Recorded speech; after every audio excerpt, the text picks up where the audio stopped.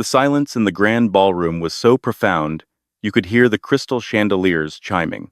Brett Harrington had just spent 10 minutes loudly dismantling Sophia's dignity, calling her a penniless nobody in front of London's most elite circles. But as the towering commander of the Royal Guard stepped through the brass-studded doors, he didn't look at Brett. He didn't look at the billionaires or the lords. He locked eyes with Sophia, snapped his heels together with a crack that echoed off the marble, and threw a flawless salute. "Ma'am," he barked, and in that one single word, the Harrington family realized they had just humiliated the most dangerous woman in the room. They say, love is blind, but perhaps it just plays tricks with memory. When Sophia first met Arthur Harrington, they were caught in a sudden downpour in a tiny coastal village in Cornwall. He didn't have a tailored suit on, and his hair was plastered to his forehead.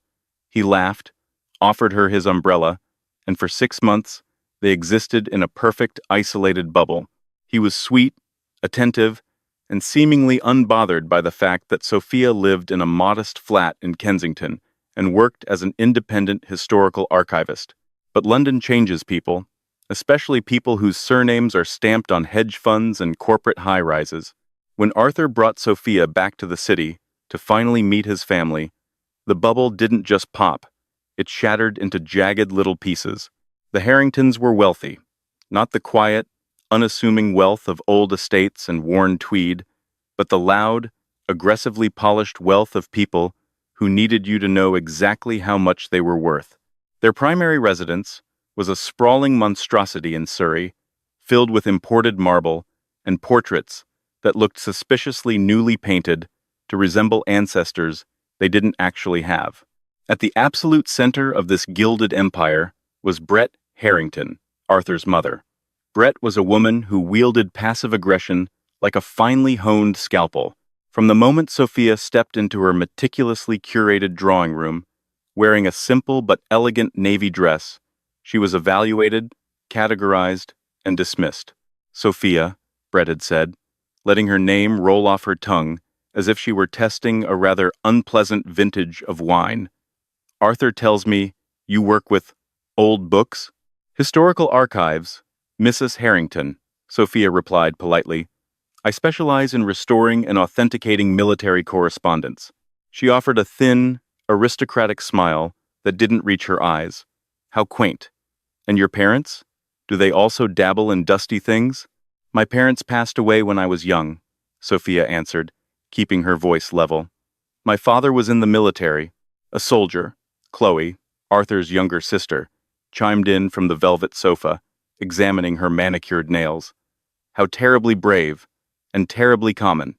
Sophia looked at Arthur, expecting him to defend her, or at least offer a reassuring glance. Instead, he was suddenly very interested in the rim of his teacup. That was the first red flag, fluttering violently in the wind, which Sophia chose to ignore. She told herself he was just intimidated by his mother. She told herself he would stand up for her when it mattered. She was profoundly, stupidly wrong. Over the next year, the psychological warfare campaign escalated. Brett made it her personal mission to remind Sophia of her place. If they attended a dinner party, Sophia was seated at the far end of the table, usually next to a deaf great-uncle or a business associate they were trying to snub.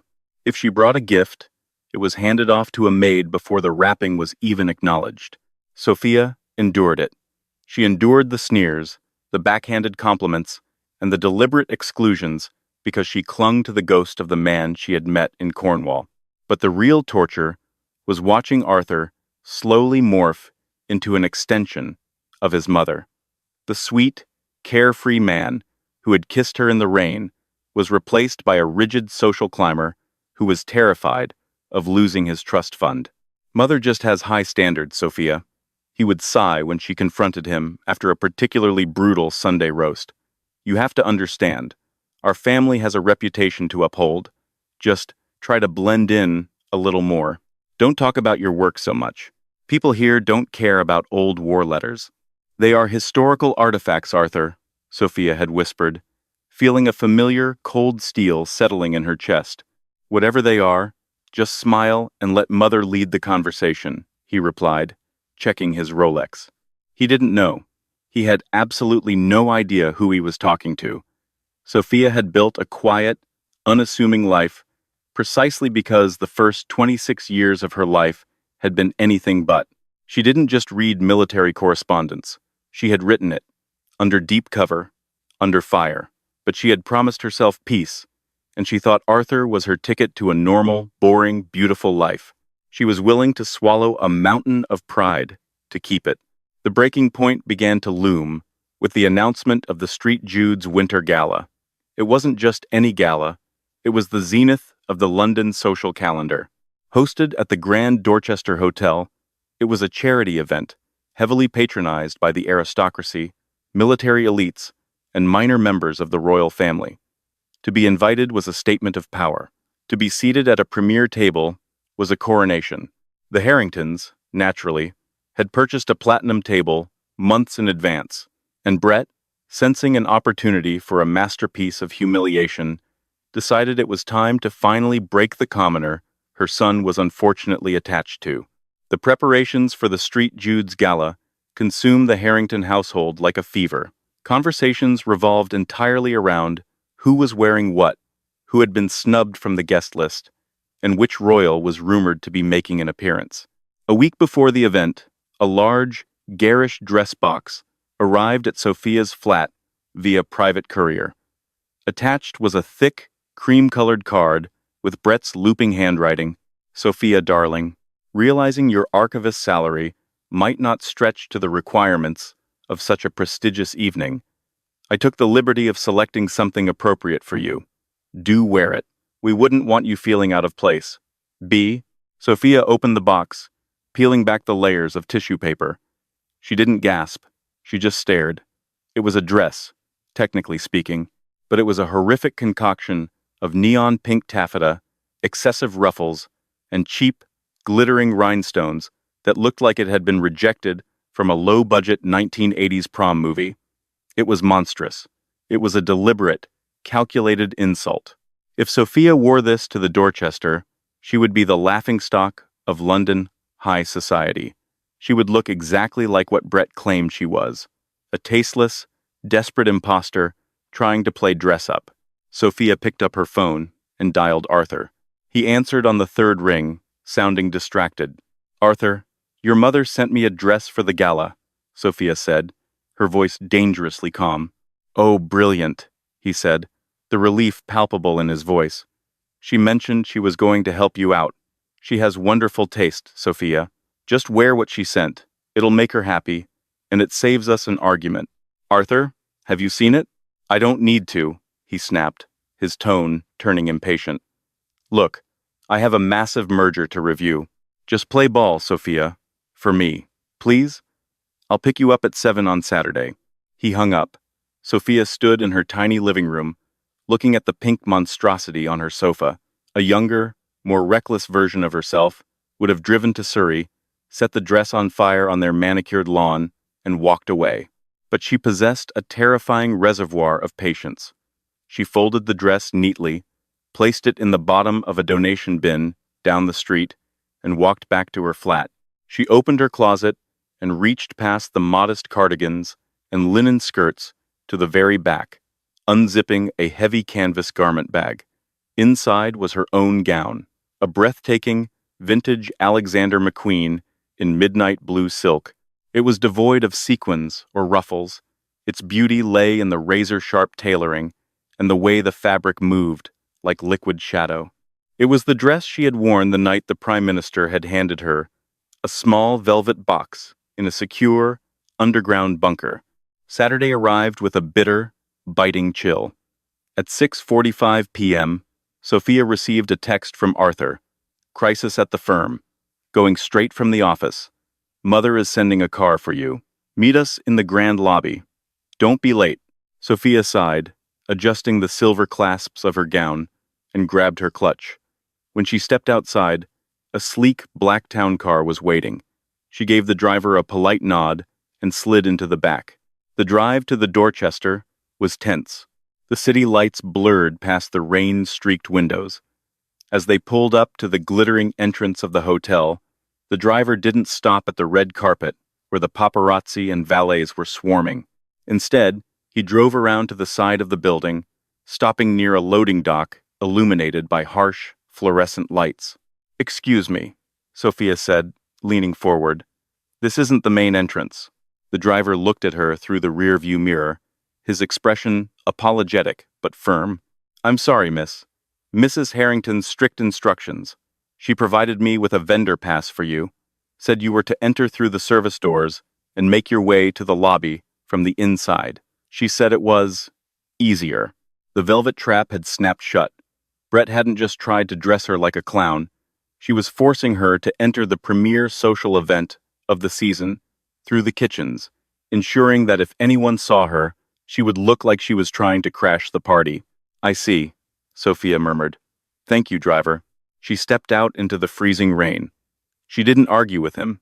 He was just a pawn. She walked up to the heavy steel doors of the service entrance. A burly security guard in a high-vis jacket put his hand up. "Hold on there, love. Staff only."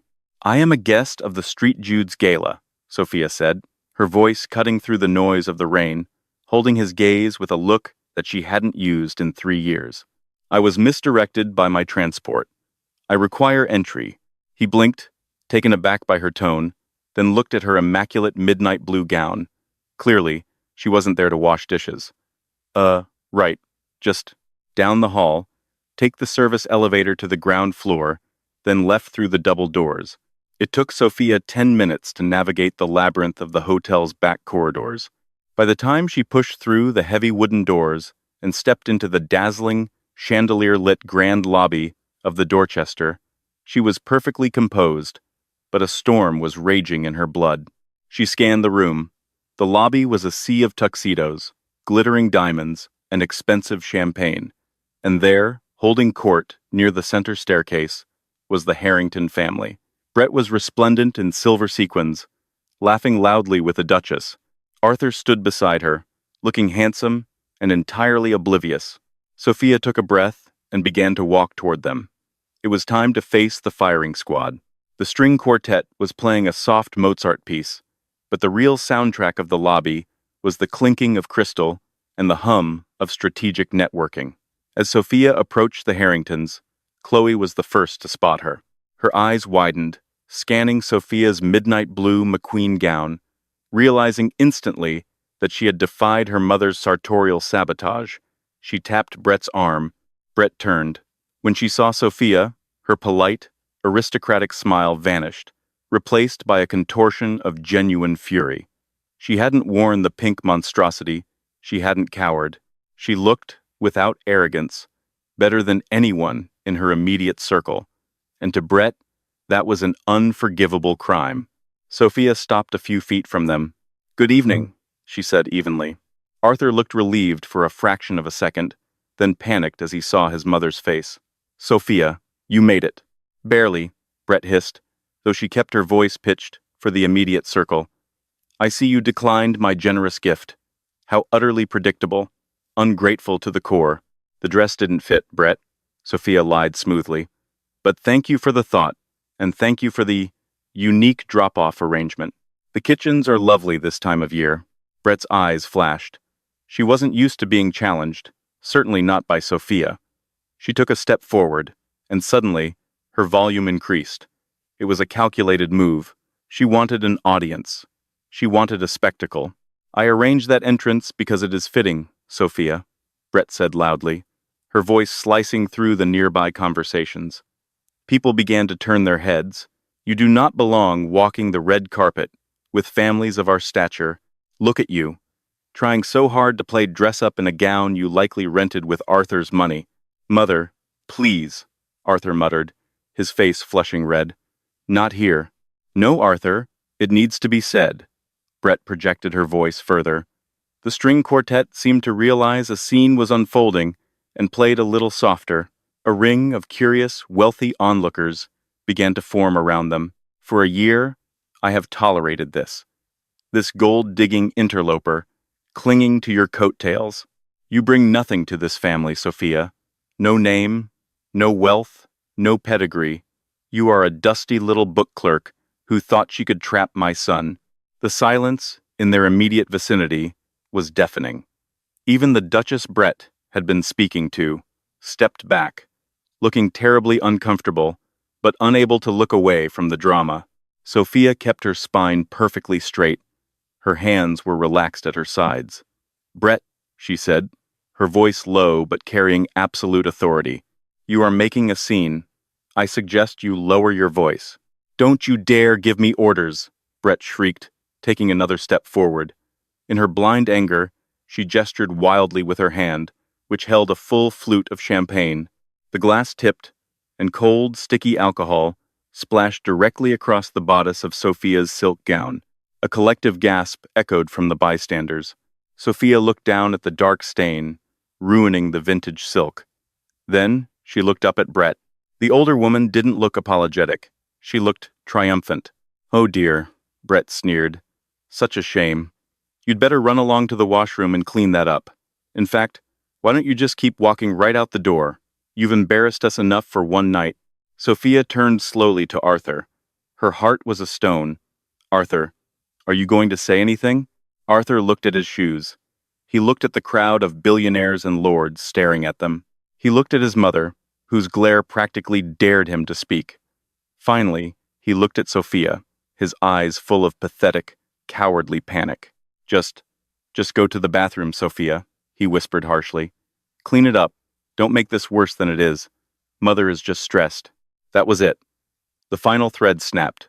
The illusion of Arthur Harrington, the sweet man in the rain, evaporated into nothingness, leaving behind a weak boy terrified of his mother's purse strings. "I see," Sophia said softly. "Go on," Brett barked, waving her hand as if shooing away a stray dog. "Off you go. Leave us to our evening. People of importance are arriving." Suddenly, the heavy brass-studded doors of the grand lobby were pushed open by white-gloved staff. The murmurs in the crowd abruptly halted. The atmosphere in the room shifted instantly from gossip to rigid, electric anticipation. A sharp, authoritative voice echoed from the entrance. "Room, attention." Through the doors strode a security detail of staggering magnitude. 6 men, in immaculate, tailored suits, with earpieces moved with terrifying precision, forming a perimeter, but it wasn't the Secret Service that made the crowd freeze. Walking directly behind them was a detachment of the Royal Guard, specifically the Elite Protection Command. They were in full ceremonial dress, their brass polished to a blinding shine, crimson tunics immaculate, medals gleaming under the chandeliers. Leading them was Commander James Sterling, a man whose face was known to every aristocrat in the room. He was the personal military liaison to the crown, a man who answered only to the sovereign. Brett Harrington puffed out her chest, instantly forgetting the scene she had caused. She nudged Arthur. "Look, Arthur, the VIPs are arriving. Stand up straight. They must be clearing the floor for the Duke." The crowd parted like the Red Sea as Commander Sterling and his men marched into the center of the lobby. Their heavy boots struck the marble floor in perfect, intimidating unison. Crack, crack, crack. Brett stepped forward, practically vibrating with the desire to be noticed, pasting on her most sycophantic smile, ready to bow or curtsy to whoever was walking in behind the guard. But Commander Sterling didn't stop at the entrance. He didn't look at the doors. He marched his detachment straight into the center of the room, heading directly toward the Harrington family. Brett's eyes widened with greedy delight. She genuinely thought he was approaching her. She actually began to lower herself into a curtsy. Commander Sterling stopped 2 feet away, but he walked right past Brett. He stopped directly in front of Sophia. The room was so silent, you could hear the champagne fizzing in the glasses. Sophia stood there, her midnight blue dress stained, her posture rigid. Commander Sterling's eyes scanned her face, taking in the stain on her dress, taking in the sneering family standing beside her. His jaw tightened in a micro-expression of absolute lethal fury. Then, he locked eyes with Sophia. He took 1 step back, his heels slammed together, with a noise like a gunshot. His hand shot up in a flawless, razor-sharp salute. Behind him, the The 6 royal guardsmen mirrored his movement instantly, a perfect, unified wall of military reverence. "Ma'am," Commander Sterling barked, his voice echoing off the vaulted ceilings. "Captain Sophia Sterling, the perimeter is secure. The sovereign sends his regards and awaits your presence in the private gallery." Sophia didn't blink. She slowly raised her hand and returned the salute with the practiced ease of a woman who had spent a decade commanding men just like him in places these rich socialites couldn't even point to on a map. "Stand down, Commander," she said quietly. "Yes, ma'am," he replied, dropping his hand, his eyes burning with absolute loyalty. Sophia turned her head. Brett Harrington was frozen in a half-curtsy, her mouth hanging open so wide she looked completely unhinged. The champagne flute she was holding slipped from her fingers and shattered into 100 pieces on the marble floor. Arthur looked like he had just been struck by lightning. They had just publicly executed a penniless archivist. They had no idea they had just declared war on a decorated military hero, a woman who held the sovereign's absolute trust, and worst of all, Commander James Sterling's fiercely protected younger sister. The sound of Brett's champagne flute shattering on the marble floor was the only noise in the Dorchester's grand lobby. It sounded like a bomb going off. Commander James Sterling did not flinch. His eyes, cold and assessing, finally shifted from Sophia to the spreading puddle of champagne, and then slowly up to Brett's horrified face. The absolute authority radiating from him was palpable. This was a man who briefed the Prime Minister on national security threats before breakfast. He had zero tolerance for the petty cruelties of Mayfair socialites. "Ma'am," James said to Sophia, his voice carrying the crisp, clipped cadence of Sandhurst training, "you appear to have been subjected to an altercation. Shall I have my detail escort these individuals off the premises?" Brett Harrington's face drained of all color. The heavy layer of foundation she wore suddenly looked like a death mask. She opened her mouth, but only a strangled, pathetic squeak came out. The woman who, 3 minutes ago, had commanded the lobby with her viciousness was now trembling violently under the collective stare of 6 royal guardsmen. "Commander Sterling," Arthur stammered, stepping forward, his hands raised in a placating gesture. He was sweating right through his bespoke Tom Ford tuxedo. "Please, there's been a massive misunderstanding. This is Sophia, my girlfriend. She's an archivist." James didn't even look at him.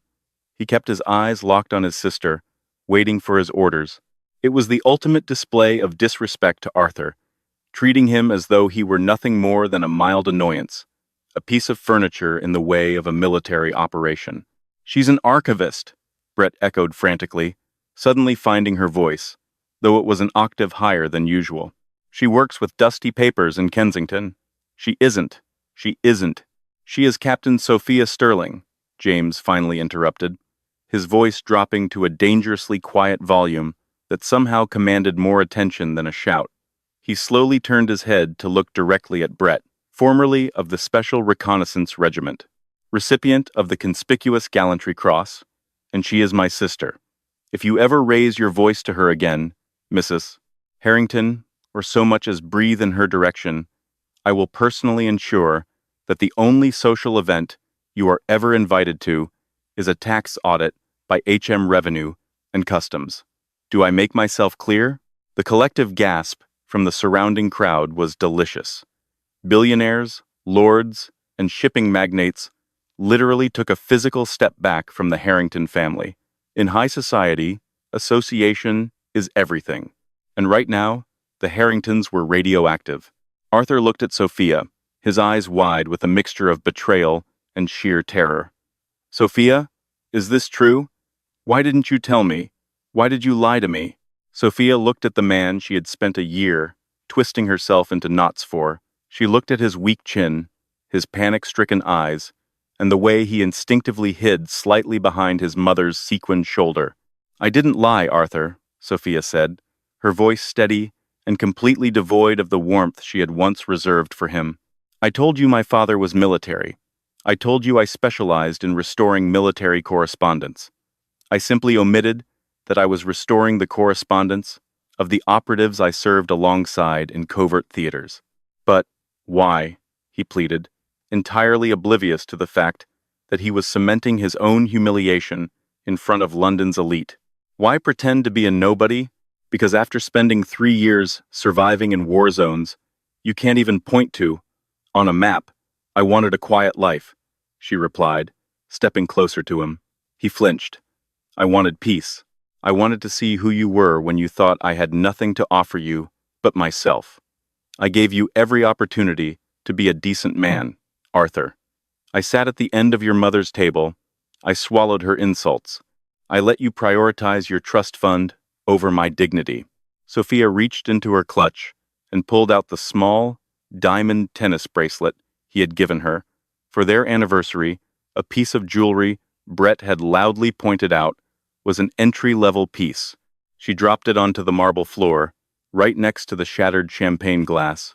You aren't a man, Arthur, she said softly, ensuring only he and his mother heard the final nail going into the coffin.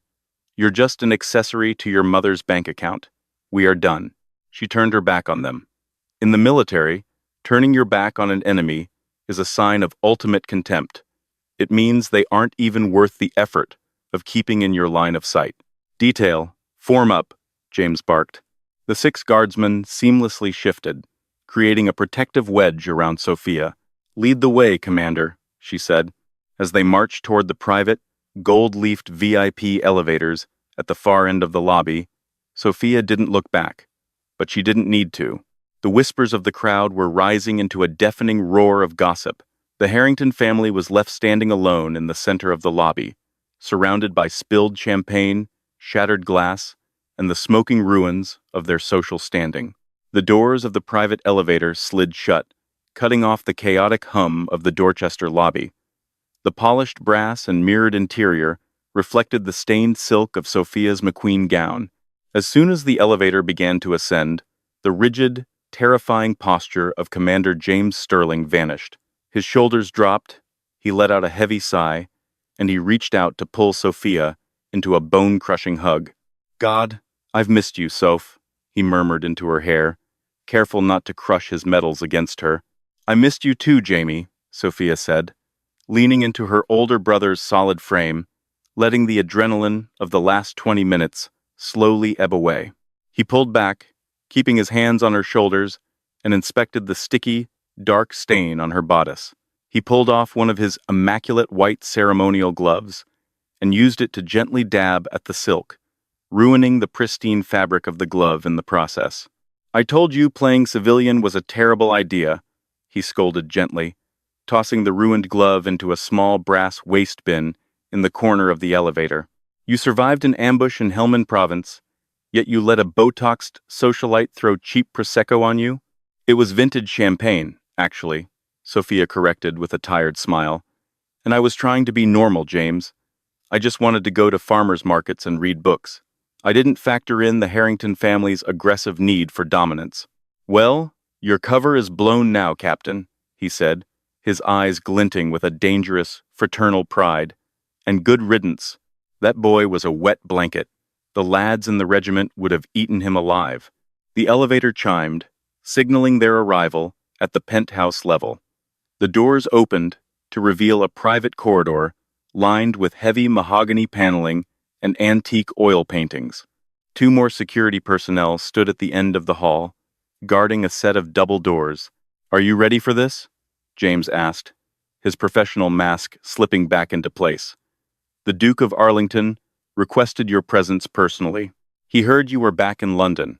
Sophia nodded, adjusting her posture, feeling the familiar, comforting weight of command settle back into her bones. The archivist was dead. Captain Sterling was awake. Let's go. James led the way, nodding to the security detail, who opened the doors to the sovereign's private gallery. The room was breathtaking, a stark contrast to the loud, gaudy wealth of the lobby downstairs. It was an oasis of quiet, generational power. Deep leather armchairs, a roaring fireplace, and a mahogany bar stocked with scotch older than she was. Standing by the fireplace, nursing a crystal tumbler, was Richard, the Duke of Arlington. He was a man in his late 60s, with sharp, intelligent eyes and a military bearing that age hadn't managed to soften.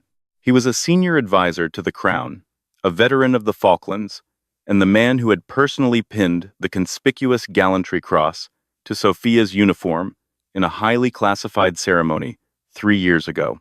Captain Sterling, the Duke boomed, his face breaking into a wide, genuine smile as he set his glass down. He crossed the room and, completely bypassing protocol, pulled Sophia into a warm embrace. Look at you. Even smelling like a brewery, you're a sight for sore eyes. It's good to see you, Your Grace, she said, returning the smile. None of that Your Grace nonsense in private, Sophia. I thought we agreed on that, he said, gesturing for James and Sophia to take a seat by the fire. He poured 2 more glasses of scotch and handed them to them. I must say, I was briefed on the little skirmish in the lobby just moments ago. My security chief has eyes everywhere.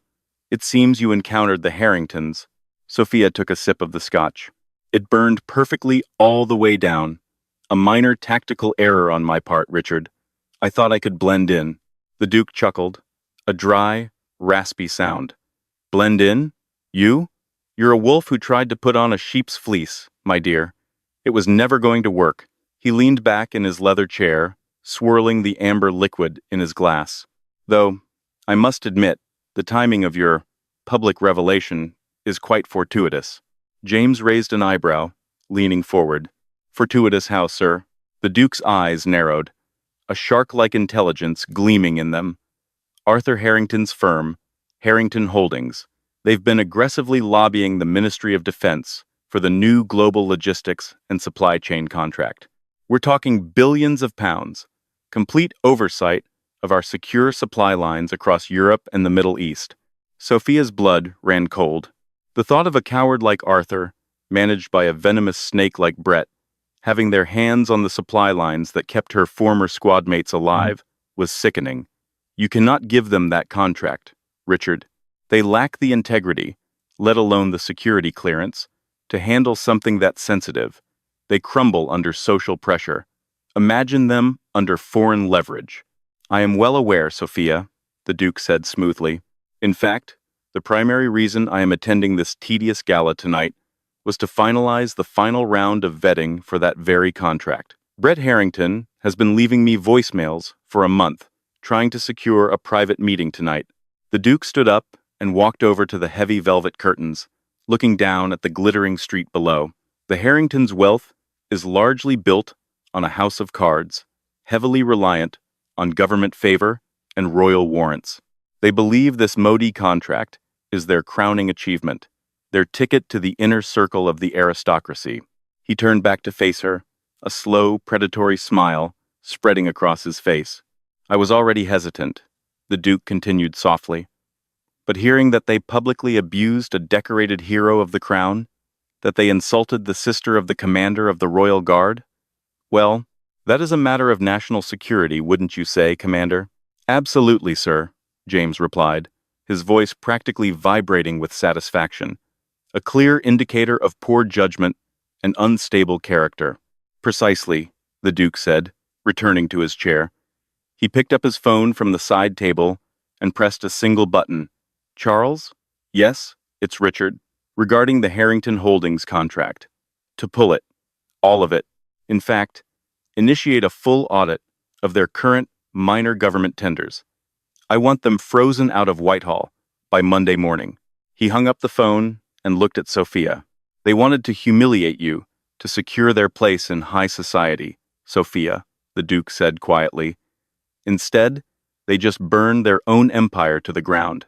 By Monday morning, the financial district of London was a slaughterhouse, and Harrington Holdings was the main course. The Duke of Arlington was not a man who made empty threats. When he pulled a thread, the entire tapestry unraveled. It started quietly at 8 a.m. A terse, encrypted email was sent from Whitehall to Arthur's executive board, notifying them that the Ministry of Defense Logistics contract, the billion-pound lifeline to the firm had bet its entire future on, had been awarded to a rival defense contractor, By 9 a.m., the secondary shockwave hit. Charles, the Duke's ruthless fixer, had initiated the audit. Government auditors descended upon Harrington Holdings with the terrifying, silent efficiency of a tactical strike team. They froze accounts, seized hard drives, and suspended every minor military tender the Harringtons possessed, pending a comprehensive security review. Word travels through the City of London faster than a virus. When the markets opened, Harrington Holdings plummeted. It wasn't just a dip. It was a catastrophic, vertical freefall. Investors, spooked by the sudden and aggressive government freeze, began selling off their shares in a blind panic. Sophia watched it all happen from the secure, oak-paneled study of her brother's townhouse in Belgravia, sipping black coffee. Her phone, which she had kept on purely out of morbid curiosity, had been vibrating non-stop since Sunday afternoon. Arthur had called 42 times. He had left voicemails that ranged from demanding explanations to weeping apologies. She deleted every single one without listening past the first 5 seconds. But the financial ruin was only half the battle. High society, as Brett was about to learn, is a mirror that only reflects you when you are shining. When the light goes out, you disappear. At 1 p.m., Brett Harrington, desperate to do damage control, ordered her driver to take her to the Wellington Club, an ultra-exclusive private members establishment in Mayfair, where she traditionally held court on Mondays. She intended to spin the Dorchester incident as a misunderstanding, to project strength, and to remind the aristocracy of her power. She walked up the marble steps, draped in an immaculate Chanel suit, her chin held high, projecting the desperate illusion of untouchability. She didn't even make it past the front desk. The maitre d', a man who had kissed her cheek just 3 days prior, stepped directly into her path. His face was a mask of polite, impenetrable ice. "I am terribly sorry, Mrs. Harrington," he said smoothly, his voice carrying perfectly to the nearby tables where several duchesses and countesses were suddenly very focused on their Earl Grey tea. "Your membership has been placed under review by the board. I must ask you to leave the premises." Brett froze, her manicured hand gripping her designer handbag so tightly her knuckles turned white. "Excuse me? I am a Platinum founding member. You will step aside this instant, or I will have you fired." The directive came directly from the chairman. "Madame," the maitre d' replied, completely unbothered by her shrill tone, following the unfortunate incident at the street. "Jude's Gala, the board feels your presence no longer aligns with the club's values. Security will escort you to your vehicle." 2 large men in dark suits materialized from the shadows of the lobby.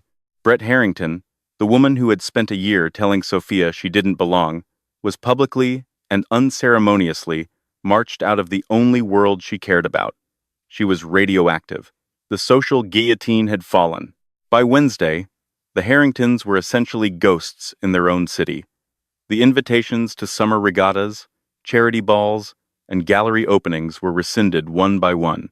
Their friends stopped returning their calls. The society pages, which usually fawned over Chloe's wardrobe, ran a scathing blind item about a nouveau riche matriarch who picked a fight with the wrong war hero.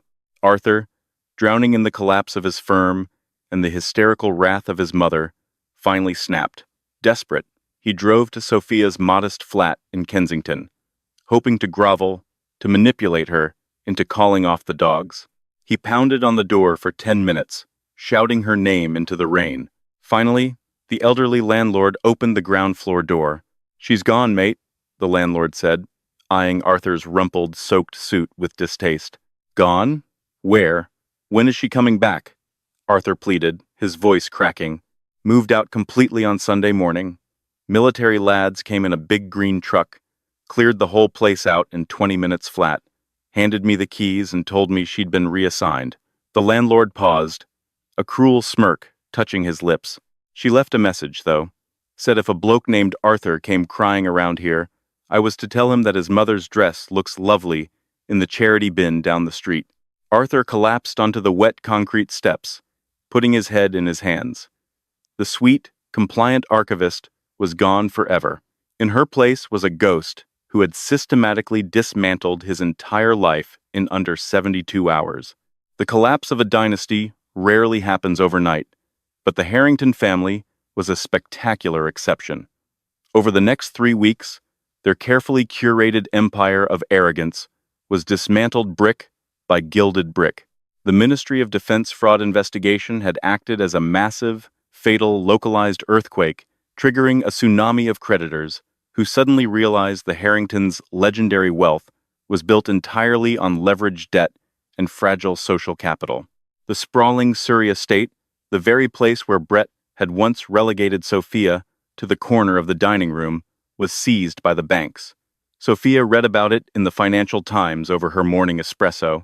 The article detailed how liquidators had descended upon the property, tagging Brett's imported marble statues and newly painted ancestral portraits with fluorescent auction lot numbers.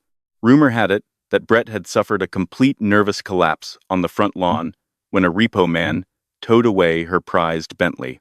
Chloe, stripped of her platinum credit cards and forced to cancel her Aspen ski trip, had reportedly moved into a cramped flat in Croydon and was actively learning how to navigate the London Underground, a fate her mother considered worse than death. But it was Arthur whose descent was the most pathetic. Stripped of his firm, his trust fund, and his mother's protective umbrella, he was a hollow shell of a man. He had spent his entire life letting his surname open doors. Now, that same surname was a heavy iron padlock. Sophia didn't revel in their destruction, but she didn't pity them either. They were casualties of their own hubris. She had a different life to reclaim. The morning of the Sovereign's annual military review was crisp, cloudless, and biting a perfect, unforgiving London Thursday. It was an event strictly closed to the general public, a breathtaking display of martial power and royal pageantry held at the Horse Guards Parade, reserved entirely for senior military personnel, foreign dignitaries, and the highest echelon of the crown. Sophia stood in front of the full-length mirror in the antechamber of the Whitehall Command Center. She was no longer wearing vintage silk, and she was no longer attempting to soften her edges to make a weak man feel comfortable. She was in full No. 1 dress uniform. The dark navy fabric was impeccably tailored, sharply contrasting with the gleaming brass buttons. On her left breast sat 3 rows of ribbons, culminating in the heavy, silver cross of the conspicuous gallantry medal. She pulled on her crisp white gloves, feeling the familiar, grounding weight of the fabric. Commander James Sterling stepped into the room, looking immaculate in his crimson tunic and towering bearskin cap. He stopped, his sharp eyes taking in her reflection in the mirror. He offered a rare, genuine smile that didn't quite reach the stern lines of his jaw. "Look at you, Captain," he murmured, his voice thick with a fierce, protective pride. "Right back where you belong." "It feels heavier than I remember," Sophia replied, tracing the edge of her medals with a gloved fingertip. "But it fits." "It always did, Sophia. You just had to stop pretending you were made of glass." James checked his gold pocket watch. "The bugles will sound in 5 minutes. The Sovereign's carriage is approaching the mall. Are you ready?" "Lead the way, Commander," she said. They marched out into the blinding sunlight of the parade ground. The sheer scale of the event was awe-inspiring, a visceral reminder of the power she had once commanded and the institution she served. Thousands of troops stood in perfect, unmoving formation on the gravel. The cavalry horses tossed their plumed heads, their breath pluming in the cold air, and the massed military bands played with earth-shaking, terrifying precision. Sophia took her place in the VIP viewing gallery, standing shoulder to shoulder with 4-star generals, admirals, and defense ministers. The Duke of Arlington stood a few feet away. When he caught her eye, he gave a slow, deep nod of absolute respect. The high society aristocrats, who had been at the St. Jude's Gala, were also in attendance, seated in the stands behind them. She could feel their eyes burning into the back of her uniform. They whispered behind their velvet-gloved hands, terrified and captivated by the woman they had allowed Brett Harrington to mock. For 2 hours, The parade washed over her in a wave of brass, thundering hooves, and shouted commands. It was a baptism, washing away the last lingering remnants of the quiet, submissive archivist she had tried to be. As the ceremony concluded, and the crowds of dignitaries began to filter out toward the secure exit gates on Whitehall, the atmosphere loosened. Sophia walked down the stone steps, flanked by two towering Royal Marine commandos assigned as her temporary detail. And then she saw him. Arthur Harrington was standing on the civilian side of the towering wrought iron gates, pressed against the black metal bars like a desperate prisoner of war. The contrast between them was absolute. While she was surrounded by the elite power of the British military, he looked like a vagrant. He was wearing the exact same bespoke Tom Ford tuxedo he had worn to the gala 3 weeks ago, but it was ruined. It was stained, wrinkled, and hung loosely on his shrinking frame. His face was pale, unshaven, and ravaged by exhaustion. He had clearly bribed or begged a low-level security guard just to get close to the perimeter. He saw her walking toward the exit. His bloodshot eyes widened, taking in the uniform, the medals, the two heavily armed Marines at her side, and the absolute deference the passing officers showed her. "Sophia!" he screamed. His voice was raw, grating against the iron bars as he clawed at them. "Sophia! Please! Over here! Just 5 minutes!" Sophia stopped. The two commandos, flanking her, immediately stepped forward, hands resting instinctively on their sidearms, their eyes locking onto Arthur as a potential threat. "Hold," she commanded softly, raising a single, white-gloved hand. The Marines froze instantly, returning to a state of relaxed readiness. She turned and walked slowly toward the heavy iron gates. With every step she took, Arthur's eyes lit up with a pathetic, desperate hope. He actually thought the girl he had met in the rain in Cornwall was coming back to save him. He thought his tears would melt the obsidian she had forged over a lifetime of survival. She stopped 2 feet from the gate, the cold iron bars separating her world from his. He was shaking violently, though whether from the cold or from the adrenaline of his own ruin, she couldn't tell. "Sophia," he sobbed, pressing his face against the metal. "Please, they're taking everything. The banks took the estate this morning. My mother is in a psychiatric clinic. The firm is completely bankrupt. I have nowhere to go. Please, I love you. I know you still love me. Remember Cornwall? Remember the rain?" Sophia looked at him. She didn't feel anger. She didn't feel vindication. She felt an overwhelming, profound emptiness. "I remember Cornwall, Arthur," she said, her voice perfectly calm, carrying Cully over the ambient noise of the dispersing crowd. It was the voice of a commander, delivering a final, clinical situation report. "I was happy there, but you were just on vacation from your mother's expectations. As soon as we returned to London, you went right back to being her lapdog.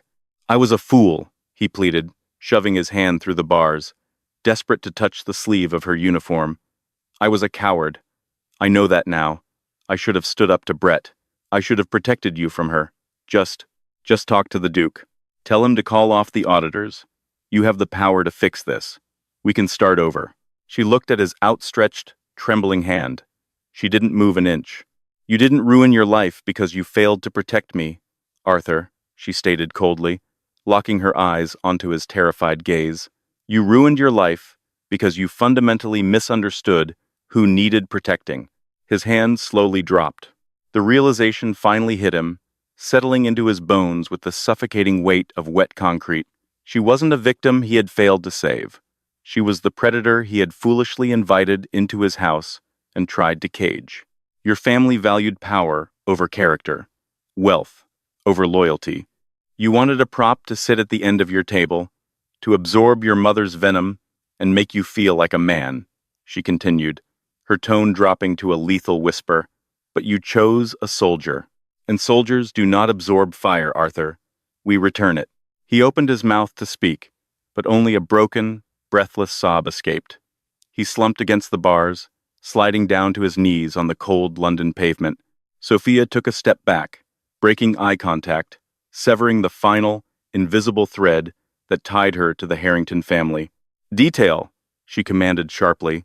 The two Royal Marines snapped to attention, their boots cracking against the stone. Ma'am, clear this civilian from the perimeter. He is obstructing the exit. Yes, ma'am. Sophia turned her back on Arthur Harrington for the final time and walked away into the sunlit courtyard, the heavy brass gates locking shut behind her with a resounding, final clang. She heard the rough, uncompromising voices of the Marines ordering him to move, followed by his broken, defeated weeping fading into the ambient noise of the city. The ghost of the girl in the rain was finally laid to rest. Captain Sophia Sterling walked forward, entirely unbroken, stepping back into the light where she belonged. What an absolutely legendary display of karma. Sophia's journey from a quiet, underestimated outsider to a terrifying force of absolute authority proves that true power never has to shout. It simply waits for the right moment to strike. Brett and Arthur learned the hardest lesson of all. When you humiliate someone for their lack of status, you might just be digging your own social grave. If you felt that rush of adrenaline when Commander Sterling threw that salute, and if you loved seeing a toxic, arrogant family get exactly the justice they deserved, hit that like button right now. Don't forget to share this story with anyone who needs a reminder that the quietest people in the room are often the most dangerous. Subscribe to the channel and ring the bell so you never miss out on more epic, satisfying stories of revenge, drama, and ultimate redemption.